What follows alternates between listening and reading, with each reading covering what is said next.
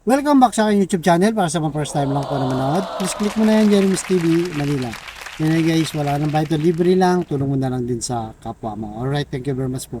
So topic natin po today's video, Senador Bato de la Rosa at Bongo problemado sa 2025 election. Magiging guerrilla na lang daw sila guys dahil na problema sa kanilang partido. Yan ang mainit na balita. Sabi dito sa balita guys, De La Rosa go ay guerrilla style re-electionist campaign. So kasi guys, namumblema sila ngayon. Unang-una yung kanilang PDP laban noon. 'Di ba? Nung kasagsagan ni Digong, guys. Siyempre, nasa kapangyarihan si Digong noon, lahat ng alos ng politiko, 'di ba? Mapa national, mapa local, lahat ay kumakapit kay Digong at nagsitalunan sa PDP laban. So alam naman natin na ganun talaga yung kalakaran dito sa ating politika, di ba? Yun ang malungkot na katotohanan, ay minsan din na natin nakikita sa prinsipyo guys, yung mga politician natin. Kumbaga sa kapangyarihan nila sila kumakapit at kung saan sila siyempre makakahingi ng pabor. Kasi alam naman natin pag kumontra ka sa administrasyon, yari ang budget mo. Baka hindi ka marilisan ng budget guys, di ba? So, nung panahon na yun na PDP, lahat talagang lumalapit. Malakas si Bato, yan. Sila Bongo, sila Tolentino, lahat ng mga DDS, di ba? Sila Cayetano, lahat yan. Lahat sila talagang malakas. Pero sa ngayon, di ba? Pagkatapos manalo ni BBM at magkawatak-watak, mag-away ang Marcos Romualdez Duterte, unti-unting nalalagas ang PDP laban. Diba guys?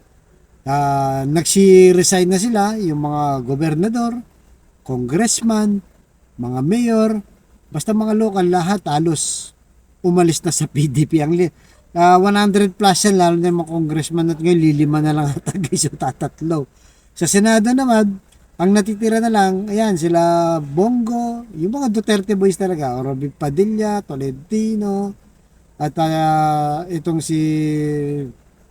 sila Marcos, Amy Marcos, yan ang mga Duterte na identified.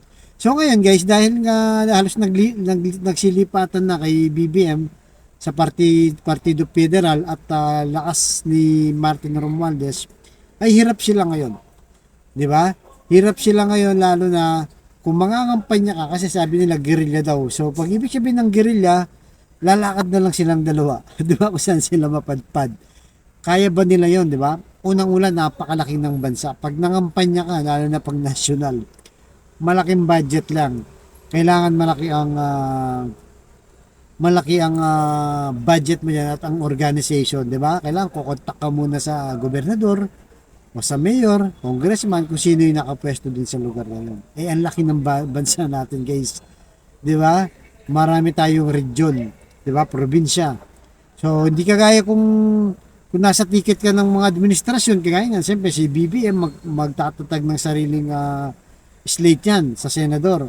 Di ba, ng mga senador kasi nga, kailangan may panalo nila para yung mga plataforma niya, tuloy-tuloy at walang kukontra sa kanya. Dahil pag hindi niya hawak ang Senado, di ba, pati mga congressman, wala sang may pasang batas. Di ba? Yung mga gusto niyang batas, hindi may papasayan dahil kukontra lahat sa kanya. Kaya napakahirap, 'di ba? Maging independent o guerrilla type.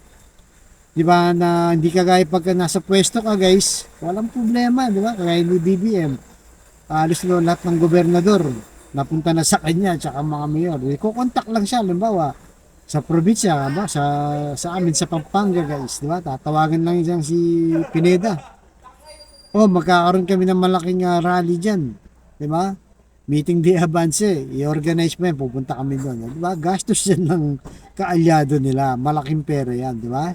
Gagastusin ng administrasyon yan ni BBM. At siyempre, kung kasama ka dun sa slate na yon, wala ka ng problema sa budget, di ba? Pupunta ka na lang doon at magsasalita ka na lang sa taong bayan. Ganun kadali ang buhay kung nasa pwesto ka sa administrasyon. Pero kung wala ka sa slate, yun ang malaking problema. Yan ang pinoproblema ngayon nila ni Digong. Kasi nga, alam nila na identified sila. Talagang pro DDS talaga sila. Kay Duterte talaga sila nakaangkla. Kaya hindi maniniwala yung Marcos administration na babaliktad basta-basta to. Hindi, di ba? Baka gagamitin lang sila paglagpas ng 2025 election, babalik sa Duterte dahil nga sa presidential election. Doon na yung magkakaalaman naman sa susunod na election. At mga DDS naman guys, di ba? Lalo na kay Bongo, di ba? O, paano siya didikit sa Marcos? Alam na talagang kanan kamay siya ni Digong. At bukod dyan, di ba? Galit din ng mga DDS kay Bongo kasi nga, di ba? Nagsalita itong si Baste. Ang sabi ni Baste, Bongo, kumpare ka pa naman namin. Di ba? Duwag ka ba? Bukang tahimik ka, mas matapang pa sa si Senador Ontiveros. Di ba? Risa Ontiveros. Ikaw, hindi ka nagsasalita. At hindi rin siya nakikita guys sa Maisog, di ba? Nakita natin, di ba? Yung Maisog pumupunta pa ng ibang bansa. Di ba? Kung saan-saan sila. Pero hindi natin nakikita nagsasalita itong si Bongo. Kaya galit din sa kanya kasi itong si Bongo, kailangan safety siya, di ba? Gusto niya makakuha ng boto sa mga Marcos loyalists at sa mga DDS. Ang problema nga, galit na nga ang DDS sa kanya dahil nga binalatan na siya ni Baste. Hindi naman siya basta makakadikit kay BBM kasi alam naman talaga kanang kamay siya ni Digong.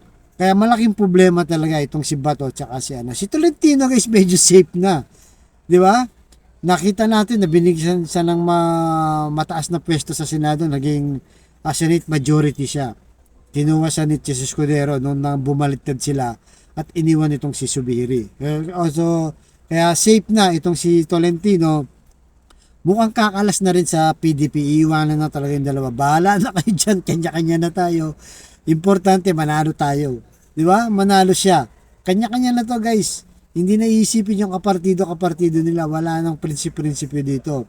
Kailangan ma-isip nila yung kanilang panalo dyan sa 2025 election dahil lahat sila re-electionist. Kaya mahirap ang kalagayan ni Bato tsaka ni Bongo ngayon. Di ba? Gaya na sabi natin, kung nung panahon ni Duterte, lahat sumisip-sip sa dalawa na to, ngayon wala nang gustong kumausap dito dahil kay BBM na napunta at ayaw nilang madikit sa Duterte dahil nga nagkaaway-away na. Lalo pa ngayon, di ba? Nag-resign na itong si Sara Duterte at talagang naghiwalay na yung puti, di ba? Sa dikolor. Yan ang matinding problema ngayon, guys. Yan ang matinding problema ngayon nila Bongo at ni Bato. So okay guys, anong masasabi niyo dito? Tama lang ba ito? Na weather lang talaga, di ba guys? Nung panahon sila, namayagpag sila, ngayon wala na.